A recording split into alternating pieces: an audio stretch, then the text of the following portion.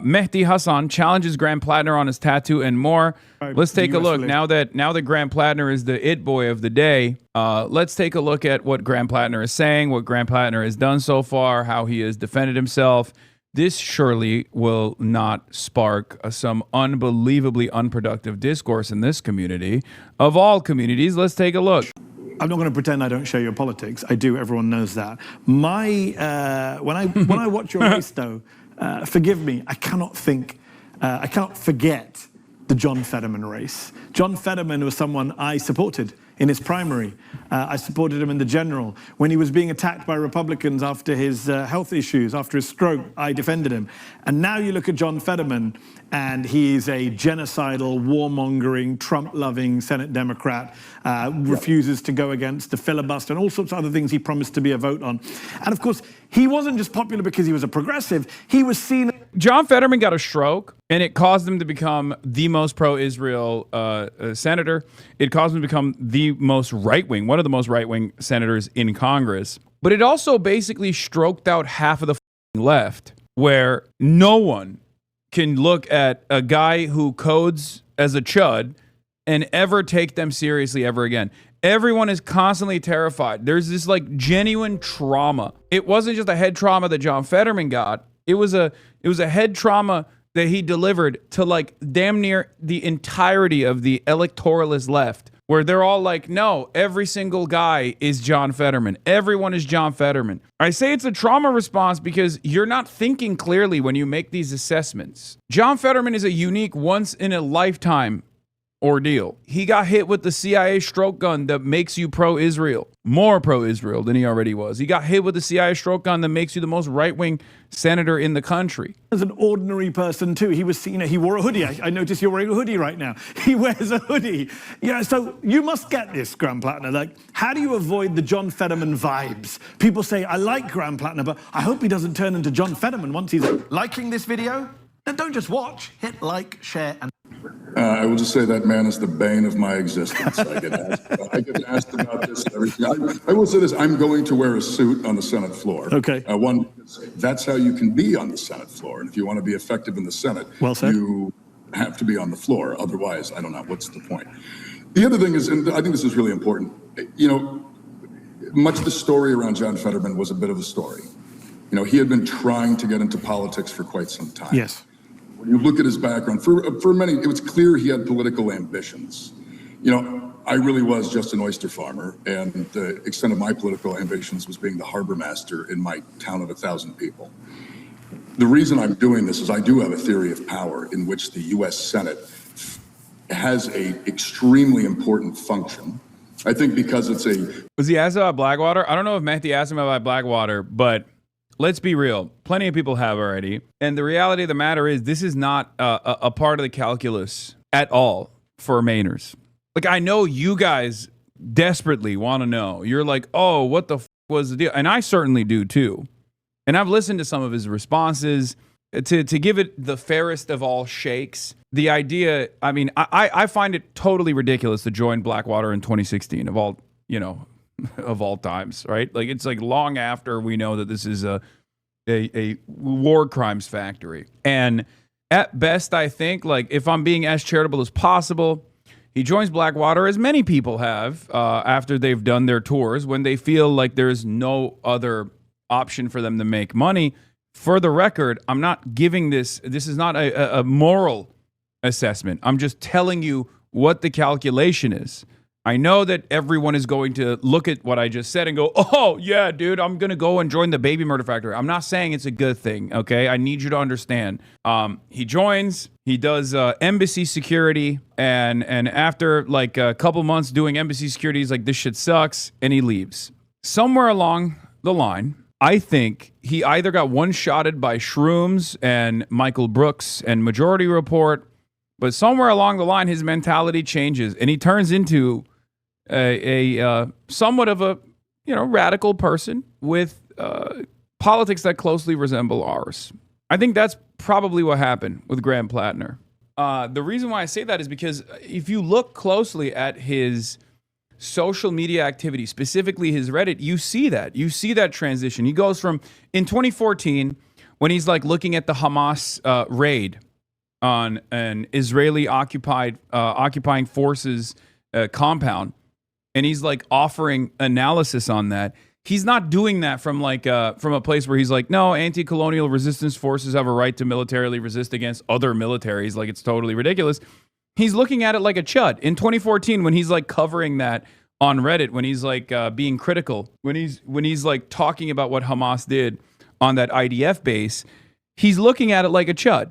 Yeah, he was just like completely cold, calculated, and analytical in his approach to the effective military campaign effective military operation that Hamas conducted on a IDF base, right? Where did you find that Reddit stuff? It's all over. What do you mean? It's been like the #1 oppo. This guy came out of the gates swinging against Israel, saying that he's pro-Medicare for all with a Bernie Sanders endorsement. Of course there was going to be opposition research. Of course they were going to come after him. He's not like a professional he's not a professional politician. He doesn't have that same pedigree. He's not like normally when you come from a military background, you go through the officers program and then go to Yale and get a law degree from Yale or an MBA from Harvard, and then you go into Congress. You do a brief stint through the officers program or potentially with the State Department, right? Like a CIA affiliated role. Or in the case of J.D. Vance, I think he did. Was he a JAG lawyer or was he? No, that was Ron DeSantis. J.D. Vance was like a Marine Corps press, I think. Right?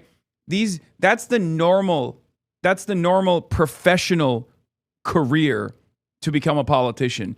You don't actually go through the process at Grunt, multiple tours served, actually in the line, actually in front of the line of fire. Actually holding a machine gun and maybe even doing some heinous things. That's not the normal route. J.D. Vance did, no, J.D. was combat camera. Exactly, he was press, right? He was Marine Corps press. So that's a poor person. That is I mean, his background is not necessarily poor, from what I understand. I think he's like upper middle class, but you don't do this route. This route is actually very unique. He was a grunt. He was a machine gunner for the Marine Corps. He's a crayon eater. And somewhere along the line, he had a real change of attitude. It's very clear. Unless you personally think this is the most elaborate ruse from the CIA to deeply embed in leftist communities, with the notion that like there would be a broad leftist movement somewhere along the line, right? And that the CIA would have to infiltrate it, and we're thinking like decades ahead, and this guy is the perfect guy to do that with. But then in an effort to like boost his profile as like a real one, they also tarnished his reputation as aggressively as possible. And he withstood one of the most cynical oppo dumps of all time for a primary. And let's not pretend that a massive amount of the community ate this shit up. Oh no, they did. But they ate it up leftistly. That's why I'm saying it was a very sophisticated smear campaign. Because if you recall at the time, the Jewish Insider was the first outlet to release the story that Graham Plattner was actually affiliated with the IDF, that his brother-in-law was literally like a security analyst that had written about Gaza, that was actually serving and embedded in the IDF. This is real. This is a real thing. Jewish Insider was the one that leaked that story. Jewish Insider was the one that put that story out there, and then every ultra ate that shit up, where they were like, oh, dude, sins of the father. This guy is totally a pro-Israel stooge. He's a secret agent. It was crazy. And what did I tell you at the time? I was like, look at where this information is coming from. Look who leaked this story. Look who put this story out there. It was the motherfucking Jewish Insider that wrote it, knowing full well that this would go to the right circles. It would circulate in all the right communities, and it did. A lot of people ate that shit up. He was receiving a barrage of attacks. And I'll admit, as far as getting ahead of the controversy with the Totenkopf tattoo, the Podjohns actually helped out big time, where he, instead of waiting for the news to break, he controlled the media cycle on the Totenkopf tattoo. He went on Podjohns and was like, this is the thing that is on my chest. I didn't know it was a Totenkopf Nazi tattoo. I'm covering it immediately. That was actually somewhat brilliant. It's ironic because the Podjons were also responsible at the time for Elizabeth Warren doing that blood quantum test on whether or not she was actually, indigenous or not, which, was, in my opinion, not their best moment. But this was actually, this was unironically a very solid approach that he had. I did not believe him at first, but then he said he was something on the wall in Croatia and bought it. Yeah, I mean, if you're getting a tattoo on shore leaving Croatia, the likelihood that that is going to be a Nazi tattoo is unbelievably high. Most places in the United States of America, most tattoo shops in the United States of America would not have that tattoo. As a matter of fact, they would never tattoo that. As a matter of fact, they would literally offer free coverage of tattoos like that because it's a Nazi tattoo. Tattoo parlors know exactly what the common Nazi tattoos are. Croatia is the one place where you have an unbelievably high likelihood that the tattoo that you're getting is probably a fucking Nazi tattoo. Anyway, I've covered this stuff extensively. It doesn't matter anymore. I don't know why we're going over it over and over again. But yeah, I think, standing up against the Trump administration, building a better future, we need loud voices in the Senate who are willing to build power and wield it. Fetterman, really doesn't come from that kind of, I think, one, structural critique, and certainly didn't have, when you look closer, a long track record of being very specific or very, what's the word I'm looking for here? Consistent on his policies. For instance, on Israel, long before that happened, he's been outspoken in supporting the Israeli government. Yes. And, you can find op-eds I wrote in my local paper long before I ever thought about running for U.S. Senate, condemning the genocide in Gaza. So there are elements of me that I think are much more legitimate when it comes to some from the normal world. Yeah. I want to delve into Israel in just a moment. Just one other name that's associated with you when people talk about your candidacy. Some people call you the... Plattner lied about his time during Blackwater. He said he never worked for Blackwater. No, he said Blackwater had been disbanded by that point and it was operating under a different name, which is true technically. He's just trying to get off on a technicality. But it's bullshit regardless. Yes, it's a Blackwater. It's what Blackwater became. It's one of the many different security contractors that most veterans go to work for. I think it was, Constellus at that point. Regardless, it doesn't matter. It's still totally worthy of suspicion and scrutiny. Blackwater was disbanded and then recreated under different names over and over again. Academy was another name for it as well. And the reason for why was because they kept doing war crimes. Okay, that's it. Because that's what security contractors do. They do war crimes. What do you make of the comparisons between you and Zoran Mamdani? Here's the thing that people don't understand, or at least like the anti-electoralist left doesn't understand for some reason. If you're anti-electoralist and you have a principled stance on this, then fine, it's your choice, right? I'm not like that. I'm not going to argue against you all the goddamn time. I feel like it's unproductive. There's like 12 total people on the planet who have a consistent perspective on this shit, and it's utterly irrelevant in the grand scheme of things. However, if you're an anti-electoralist leftist anyway, like, this is not a conversation for you regardless, because whether it's Susan Collins or whether it's Janet Mills or whether it's Graham Plattner that's winning this race, winning this seat, it doesn't matter. They're all bourgeois social fascists, two sides of the same coin. So it's not, from your perspective, it doesn't change anything, right? So this is why I never understand why like anti-electoralist leftists or ultras will lose their minds, as though they're making a sincere calculation here that like Graham Plattner is going to be worse than Susan Collins or Janet Mills. He's not. If you're making an electoralist calculation, then yeah, of course Graham Plattner is far better. I don't think it's inherently anti-electoralist to want him to properly address his history, honestly, in my opinion. I mean, no disagreements there, but I'm pretty sure he has already done so over and over again. There's just never going to be an answer that a lot of people are comfortable with. After all, he has a Nazi tattoo. He had a Nazi tattoo on his chest. How do you explain that beyond, I'm a idiot, I didn't know, okay? You can't explain it. It's impossible to explain. He literally says, I didn't know that it was a Nazi tattoo when I got it. It's not going to be a satisfying answer because the social crime committed in that situation is the maximum social crime. There is literally nothing more egregious that you could do than get a Nazi tattoo. There is no satisfactory answer for that when you have done the worst social crime possible. It's not a real crime. That's why I'm saying it's a social crime, right? I'm willing to believe that he has had a real change of heart. He has had a real change of attitude, especially because I hear the way he talks about wars. I hear the way he talks about imperialism. He might not say that he's an anti-imperialist, right? But his version of communicating against the American war machine is not only sound, but it also comes from a place of legitimacy. Him looking like a chud and having that background as a machine gunner for the Marine Corps gives him unbelievable credibility to speak out against war in a way that no one else can, in a way that even the likes of John Kerry never could, not that he would, right? In a way that Pete Buttigieg never could, not that he would. He got his tattoo covered. He's only shown growth, no regression in his policies, and he carefully explains the reasoning behind his choice and policies, unlike all those other people who were flip-floppers. Yeah.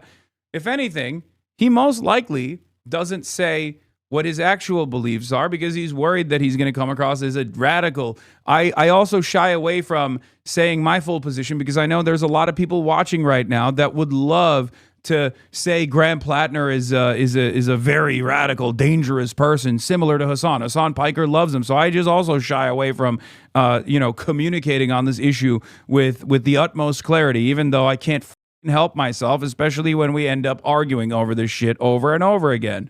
One of the things that they're using now, the RNC is using now, is me saying, what the more do you want? He was defending Hamas in 2014. That's literally going to appear on Fox News at some point. So just understand that, unfortunately, even though I have a policy of always saying the truth, no matter what it is, and no matter how I feel, no matter how other people might get mad about it or how other people might use it, there are people who are going to consistently bastardize and consistently chop up things that I'm saying to attack candidates. Okay? I think the comparisons are at this point primarily just because anybody who's doing something outside of the normal realm of politics with any kind of populist message for working class people, we're all going to get lumped together. I mean, I think the mayor and I's backgrounds are intensely different. Yes. Assume that my gun safe looks a little bit different than his. And there are elements, I think, of where we come from in our worlds and our politics that are different. One thing that I think you can absolutely make a comparison about is our focus on organizing as a political tool, focusing on building power in communities to have that be part of your electoral strategy. We're very much doing that here in Maine. It's why we are succeeding at the rate that we are. Yes. And if you look at where the mayor won, it was because he had a lot of people who turned out and organized the old-fashioned way. I think that's a fair comparison. Do you consider yourself to be a socialist? I know in the past online you've written that you were a communist at one point. No, I don't. And if you read those comments, it's very clear that I'm being very sarcastic. Fair. We have a political world in which any kind of populism that's good for working people gets framed as either socialism or communism. Yes. I do think we need to tax the rich. I think we need to invest in social programs. I think we need to do all of that. The joke is that I'm certainly not that at all, but we have this kind of vapid political narrative that always has us using these words. That, frankly, the words are not being ever used in like a real context. I think Harry Truman famously said, you can call me socialist all you want, I'm just going to do what I'm going to do. Let's talk about Israel and the war. You are a military veteran. You spent the better part of a decade in the military. You served in Iraq, Afghanistan. Is that what made you anti-war? It's part of it. I mean, even when I enlisted, I was skeptical of American foreign policy. I will say once I got in it and it became my profession, and it became very much part of who I was and what I was doing, I then kind of threw myself into the work. When I left after my 4th deployment, that was when I really began to look back and recognize that everything, and it was on my 4th deployment to Afghanistan, there was a moment where I was like, we are not doing what we say we're doing. We're not going to win this war. I don't even know what winning this war looks like. I don't think anybody knows that's running this war knows what winning it looks like. And at that point, I began to wonder, if we're not doing the thing that we claim we're doing, if we're not bringing democracy People obsessing over the four tours don't understand it is literally just some banality of evil shit. If you don't see it until you step away from it, Blackwater becomes literally just job when you're trying to hold on to a positive income with 30 years of propaganda on top. Yeah, what's inconsistent in his background is the fact that he was like pro-Palestine when he was like 14, and then he joined the American military, the Marine Corps, became a machine gunner, did 4 tours, and then joined back to go on Blackwater. At times he has demonstrated a negative opinion about American warfare, and then has also been a willing participant of it. I personally, and I've said this many times over, I can't repeat this enough, I don't give a shit. A lot of people get super, super mad when I say this, but it's the reality that we live in. The reality that we live in has normalized this death and destruction campaign. The average American 100% does not have the same hangups that you do about joining the fucking military. They don't. They literally do not see it. If at any point they do understand it, then that's fantastic. And many veterans, left flank vets in general, have comprehended their actions and work against American imperialism now. You can poo-poo that away all day, every day. Oh, we little infantry vet with an upper R middle-class family that offered to pay for his college, who refused the GI Bill to go to Georgetown and got gifted an oyster business. Like, again, and again. Yes, this background is unbelievably normal. It's a lot more normal. What is abnormal here is who he is now. Look, logs, if you want to see real arguments, I'm having fun. Sorry. His gun safe, what? His gun safe, what the is he saying? Dude, I'm sorry. And I this is going to come across as harsh, but your antisocial personality disordered commentary about a oyster business owning Mainer is not, like, he is a lot closer to the average Mainer than you are. Oh my God. It's the United States of America. I am not a fan of guns. Although I do like shooting guns, I believe in gun control. Significant regulations around the ownership of guns. But if you're getting mad at a chud who served 4 tours and has a gun safe in Maine, who do you think is closer to the average Mainer? You or a guy who is unbelievably terrified at the prospect of someone having a gun safe? It's difficult for you to comprehend that you might be the one who's out of touch. You understand that, right? I don't know. There's a couple reasons why when I hear what he's saying, I'm reminded of one of my best friends in college who was also in the Marine Corps and was unbelievably disillusioned by his experience. And that definitely changed my perspective quite a bit about people who served in the military, specifically in the Marines as well. I mean, coming from a family of his brother was a fentanyl addict. He himself struggled with addiction as well. He thought the only way for him to get out of that process, get out of his bum hometown, was to join the goddamn Marine Corps. Someone who had reached the bottom rungs of society, and he thought, this will be disciplined, this will be organized, this will force my ass into living a normal life. Now, from your perspective, you're like, what the oh, so you got to murder brown children to get into to have some discipline in your life? What the are you talking about? You're not understanding how common this experience is, and you're not understanding what people's starting points are, what people's social conditioning is that led them down this path. That is a major difference between someone like myself and many other people in this community that see that and go, it doesn't matter. He became a servant of an unbelievably violent force, and therefore he might not ever be accountable for that. I've said over and over and over again that I do not care about who you were in the past. I care about who you are now. Okay? I care about your experiences as long as they have actually guided you in the right direction. If I didn't believe that people had the capacity to change, I wouldn't be doing this. A lot of people are fortunate enough to have not made this unbelievably bad decision. And that's it. So all you're doing in that situation is no different than when people chirp about like being born with a copy of Das Kapital in one hand and being a principled Marxist-Leninist since birth, you know what I mean? In comparison to these radlibs who don't fully understand, who don't grasp the nuances of the theoretical framework of dialectical materialism and how it's actually supposed to be the guiding North Star, the guiding principle of all revolutionaries. No, that just means that you had a very different upbringing than the overwhelming majority of people around you.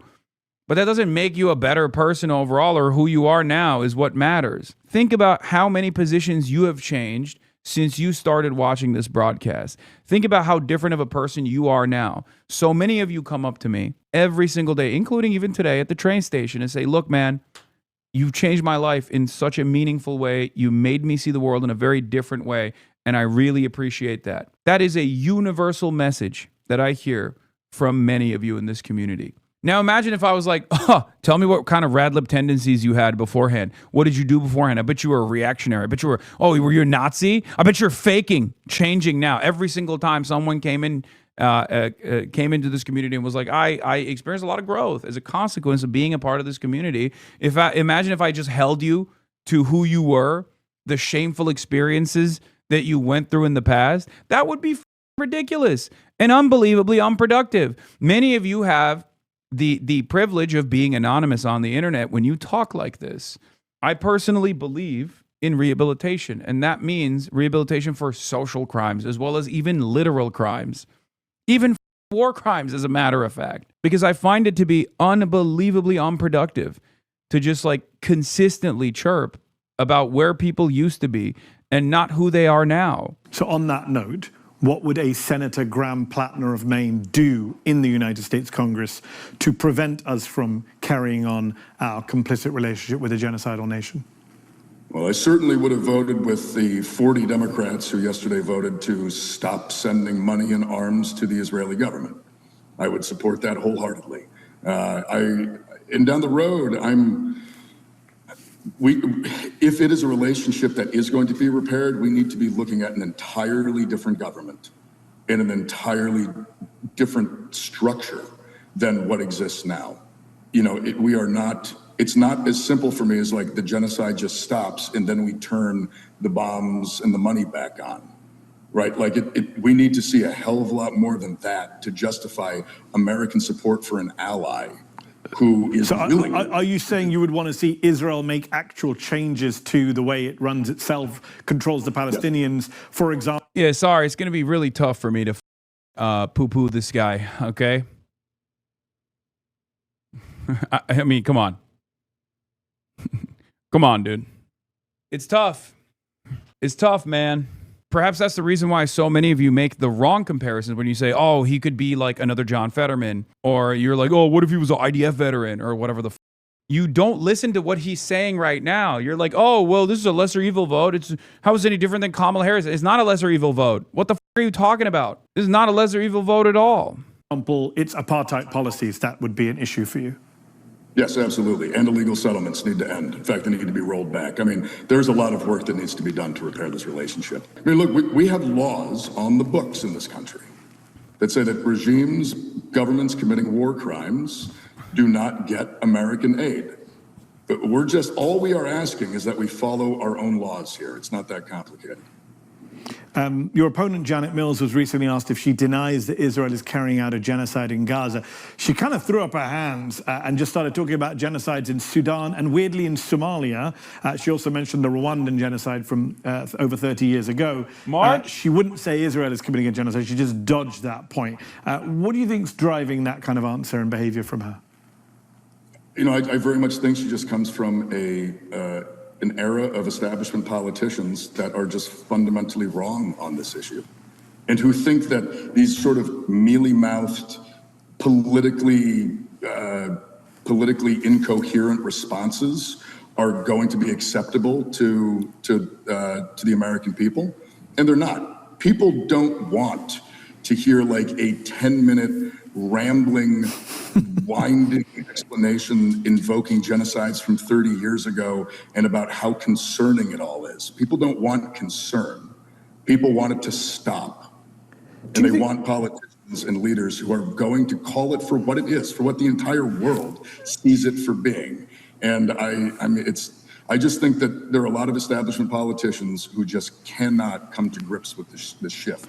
Just on that note, just grabbing something you just said a moment ago, do you think the reason for your success so far in the polls is that you do speak like a normal person? Like, is that a problem that has plagued the Democratic Party, that everyone talks like a consultant, speaks in talking points? And actually, Donald Trump showed us that... That's absolutely 100% a big part of the reason why a lot of people also can't come to terms with who this guy is. A lot of people have been so conditioned into hearing perfectly crafted, focus group tested messaging that when they hear someone just go, yeah, it's a genocide. Yeah, I was in Blackwater, whatever, all this shit. When they hear that, it's just like the Blackwater stuff they don't even give a fuck about. The people I'm talking about are just like, yeah, I said some really fucked up things on Reddit. It's not who I am now. They go, whoa, what the f-? Those people, for the most part, don't care that he was a fucking machine gunner or even joined Blackwater. I'm talking about rad libs in general. They care about like the way he talks and the way he presents himself.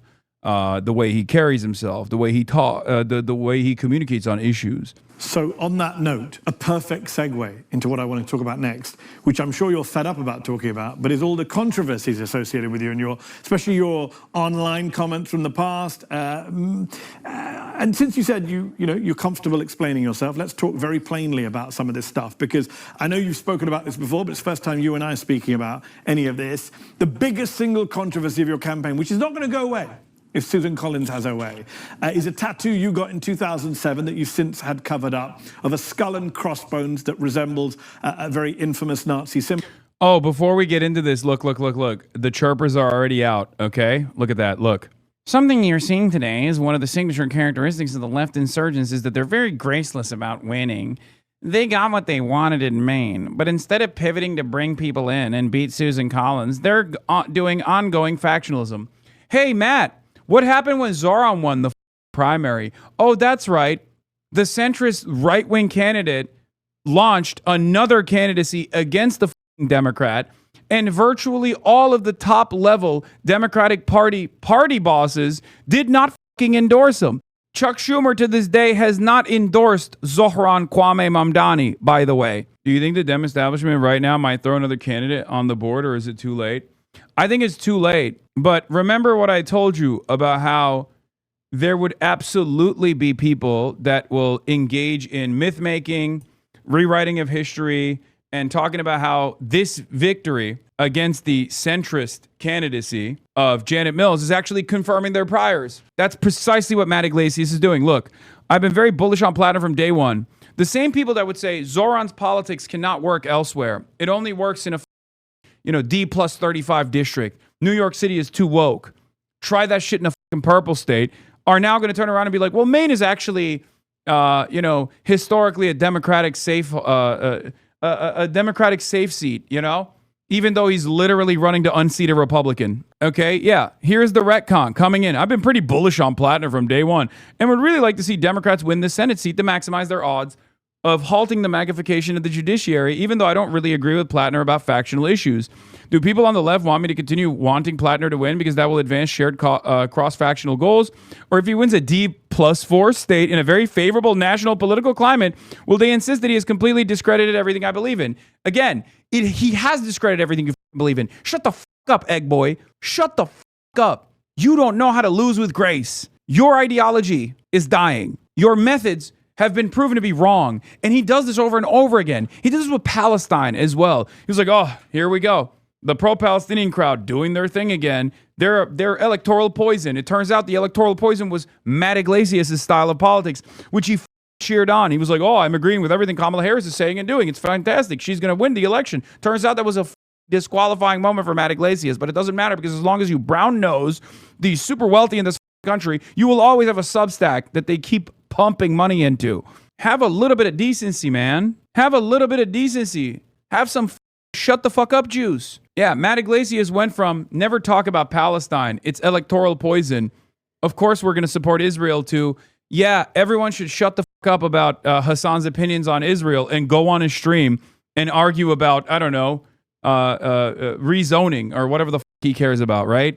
Like removing building codes or whatever. I already lived through the message that got 51% of the vote in New York City points the way for the National Democratic Party news cycle without killing myself. So I suppose I can take a main cycle too. But at some point, we need to win red states.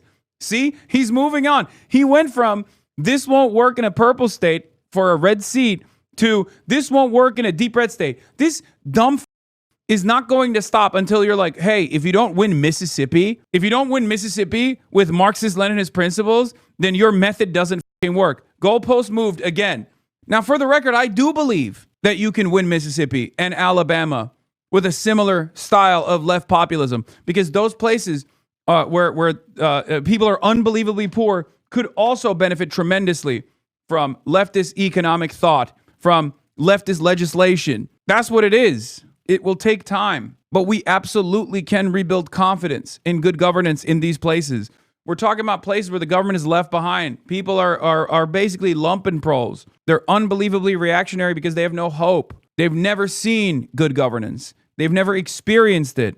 And that's precisely the reason why they lean into culture war reactionary frameworks and think, well, you know, neither side is really doing it for me, but at least this side is more entertaining and it's telling me who to fear. Historically, these were the places where communist movements thrived. It's not going to happen overnight. But notice how this man shifted the goalpost from, oh, it only works in New York City to, okay, it works in Maine too, but talk to me when it works in Alabama. Talk to me when it works in Arkansas.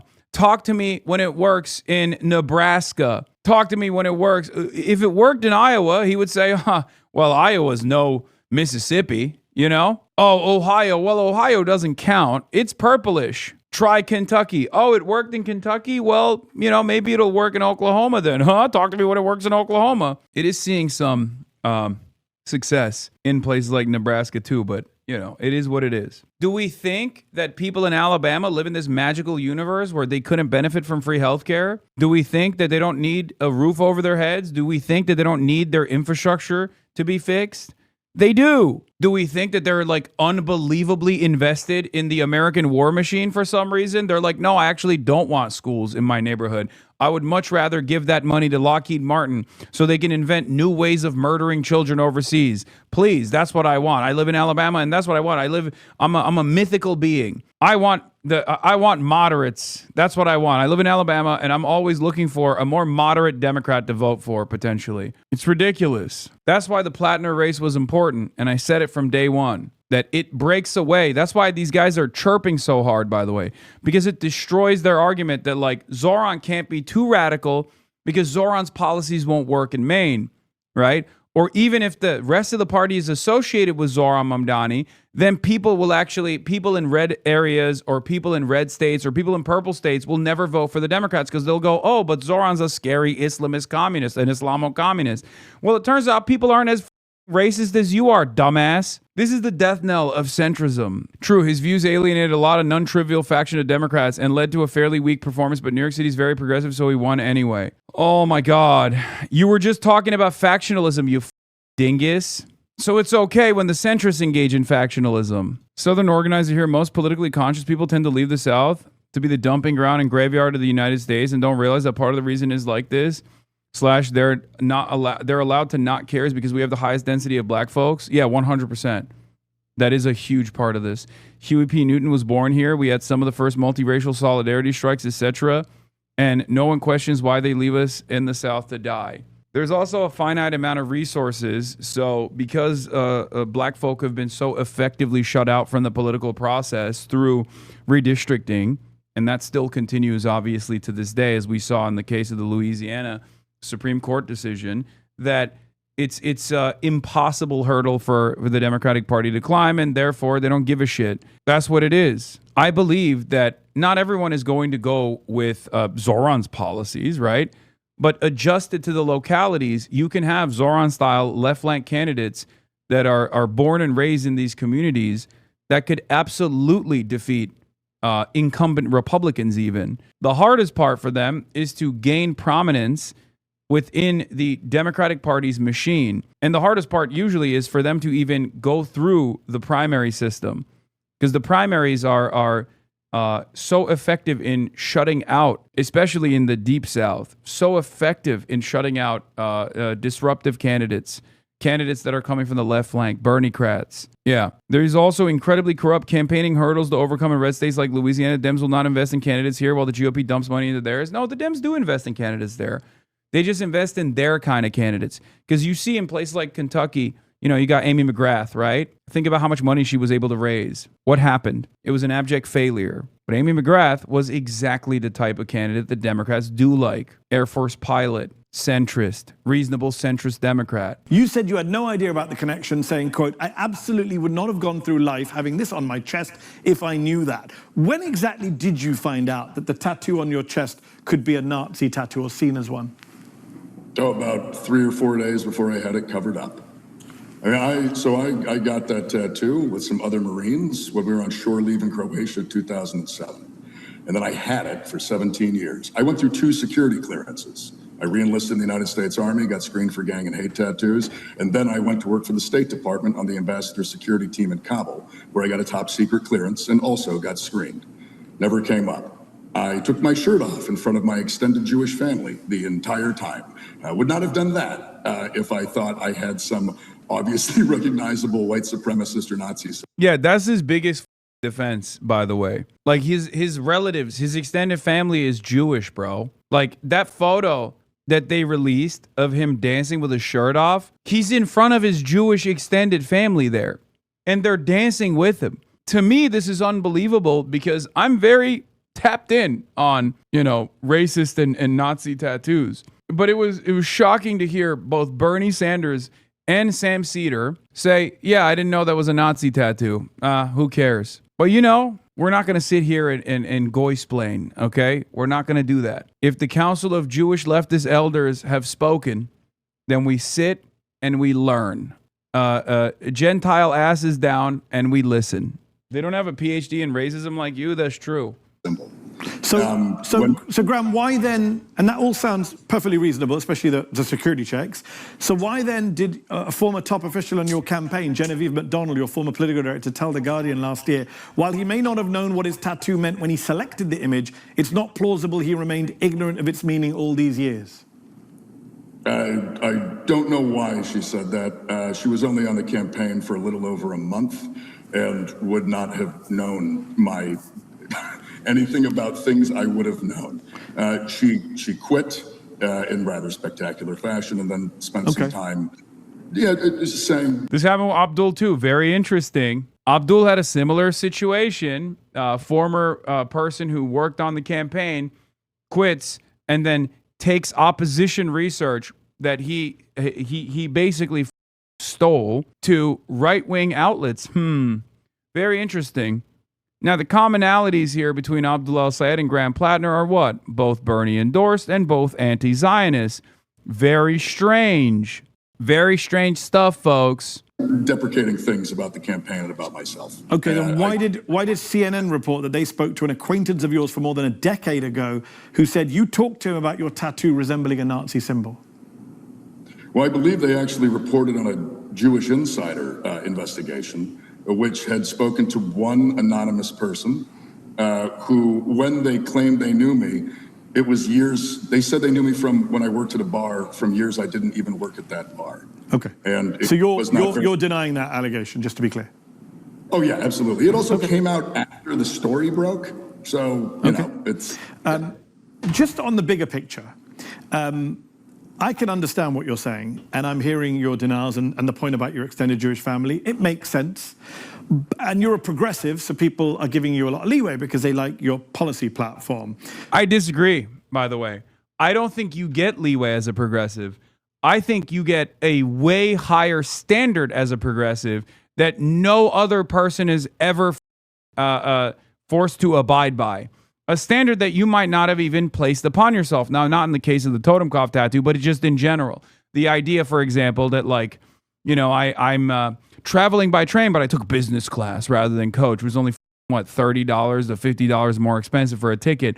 Like, these are the types of things people would never think twice about. But if you get unlimited leeway if you are not a self-identified progressive, socialist, leftist in general, because people will openly say it. Like, they'll be like, dude, you're even in the realm of content, right? In the realm of content, people will turn around and will straight up be like, Trainwrecks, Asmongold, you're like openly saying you're a piece of shit.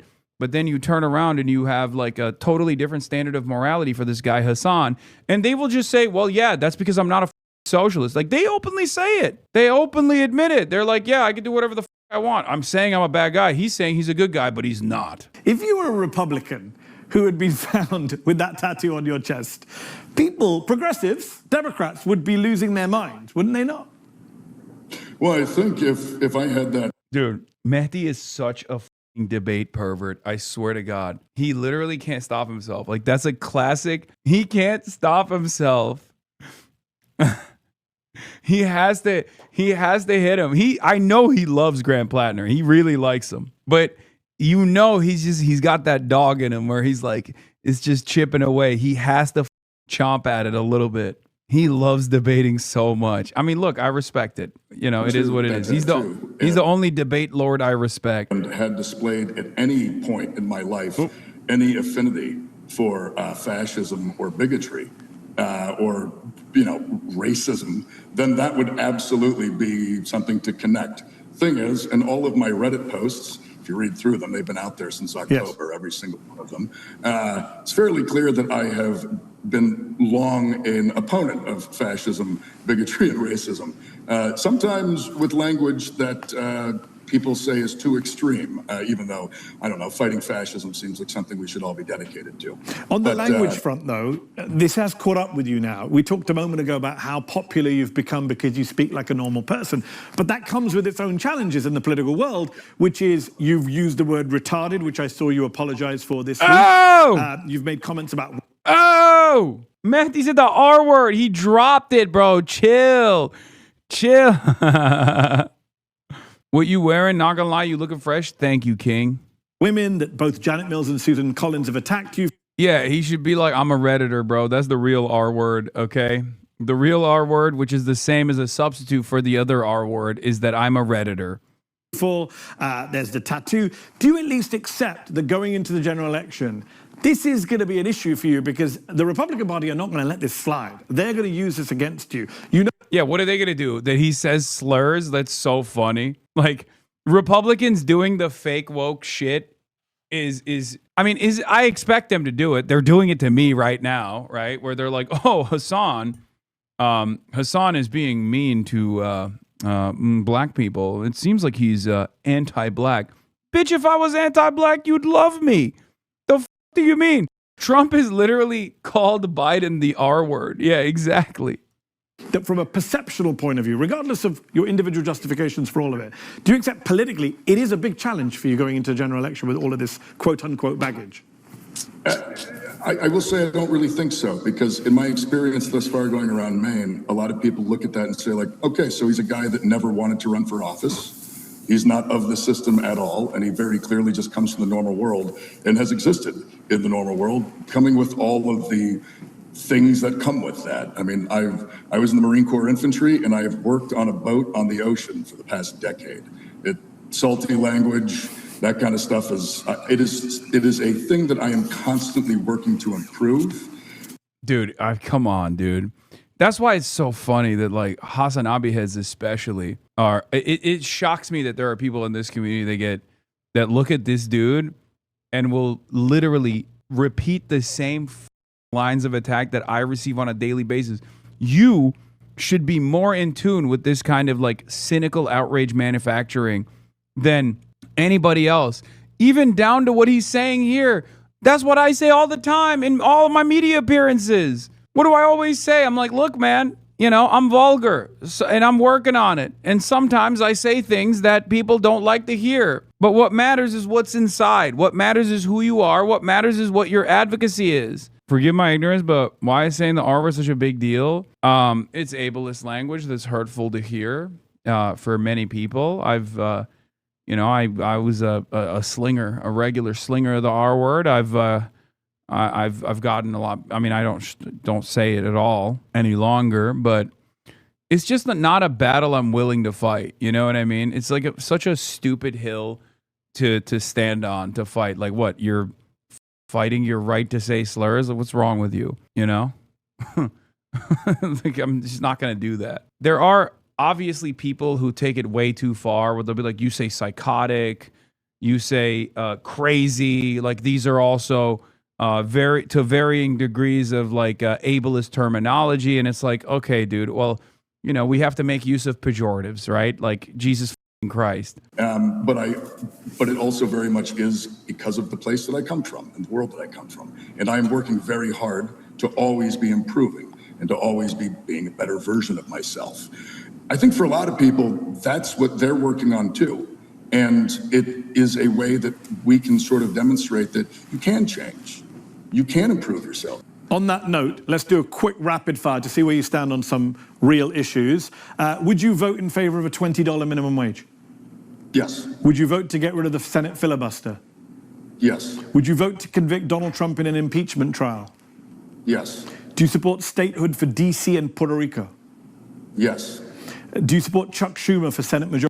Okay, bro, chill.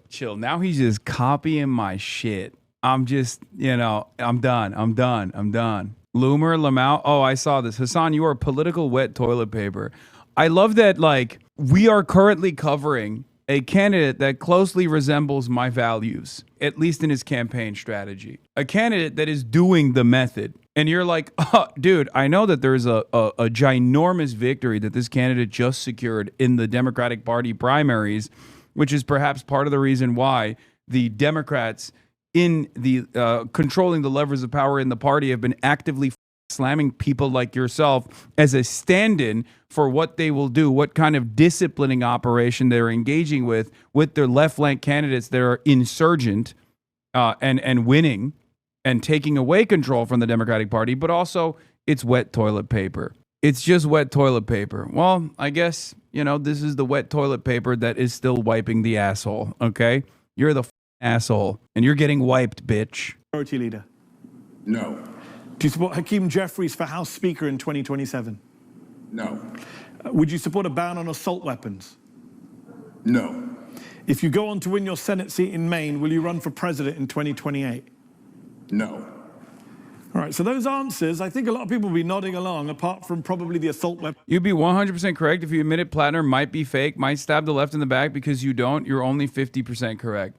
Yeah, there's no reason for me to engage in this kind of... there's no reason for me to make these sorts of assumptions and be disillusioned and be pessimistic right now. Weapons ban questioned, which I think, as you know, a lot of progressives will disagree with you on and say it's a major issue that helps prevent mass shootings. What would you say to them? I think in a country that's already awash in guns, we have 20 to 30 million AR-15s in America. We don't actually know how many. Restricting access to people with a violent history or people who are going to commit a violent act, that is where we're going to see the most effect. And I support universal background checks, and I support red flag laws, like the one that Maine passed by ballot measure overwhelmingly last November. I think that those combined with expanding mental health services across the board as part of a much more substantial healthcare system and using the power of the federal government to elevate people out of... I'm from Puerto Rico. What's your take on statehood or independence? Much respect. Whatever the Puerto Ricans want, I'm happy to abide by that. Whatever Puerto Ricans want, they should get. Obviously, independence is much less viable as a pathway because it, I think, requires tremendous amounts of reparations. And even independence alone is very difficult to push for. But then also reparations, virtually impossible, even though I think that's the just and moral thing to do. Because there's no... Honestly, by my estimation, there's no independence without reparations. Like, Puerto Rico deserves reparations beyond independence. Puerto Rico deserves reparations even if it doesn't get independence. But if that's not the case, or if the people want statehood, then statehood is also perfectly fine. But again, I think more so than statehood or independence, what Puerto Rico deserves, what Puerto Rico should get, is reparations. You said earlier this week that you think Chuck Schumer will back your candidacy if you're the general election official Democratic candidate going into... By the way, as far as as far as being regretful over a service, I can't speak to what's in someone's heart, but I can tell you what's not going to be a good message to put out there, because he's not going to get swift boated right now.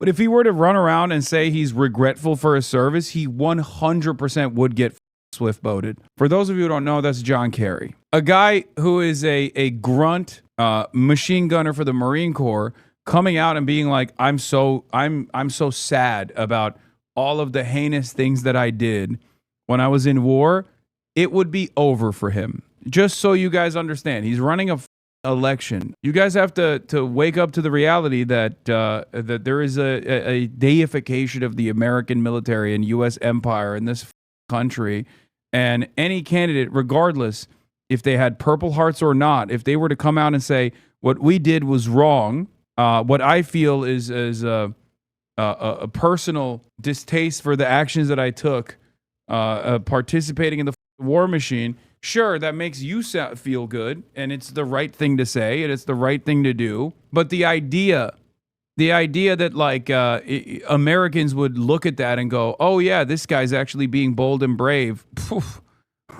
It's crazy to me how so much of the convo around Grant Plattner is based on what some online leftist thinks and not his concrete plans for restoring the medical system in Maine. We've had a crisis in healthcare up here for well over a decade. It's gotten so much worse recently. He's the only one with a real plan. Thank you. You're 100% correct, Ben Fish. Yes, and that's precisely the reason why he's winning.